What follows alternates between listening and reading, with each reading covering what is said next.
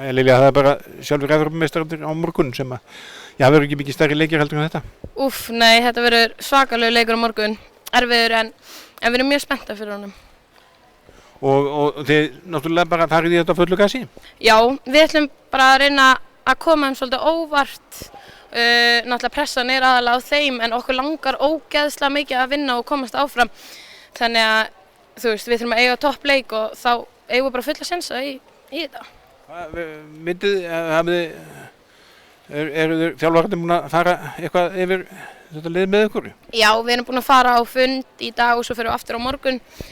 En þær eru ótrúlega hraðar og bara mæta vel, sérstaklega í vörninni og náttúrulega refsa bara svakalega fyrir mistök. Þannig að við þurfum að passa svolítið vel upp á boltan og ekki gefa í hendurnar á þeim. Þannig að það er svona helsta. Það var að vanda sig mikið? Já, það var mjög mikið að vanda sig.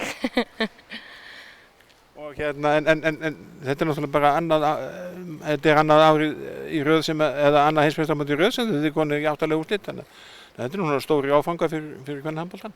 Já, þetta er mjög stóri áfangar og það er bara ógeðslega gaman að sýna hvað við getum og í fyrra á EM vorum við svolítið óheppnar, okkur gekk ekki eins vel þar en bara árangurinn er búinn að bara skila sér vel inn í landsliði, bara allar mjög góðar í deildinni heima þannig að við erum að bara stíga smá upp í kvennaboltanum.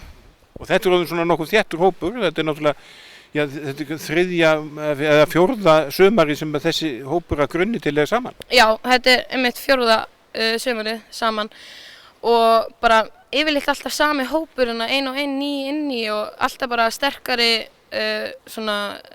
hópur þannig að þú veist, þetta er mjög þétt og gott hjá okkur og svo eru líka bara mjög góða vinkonur þannig að það finnst mér skipta mjög miklu máli.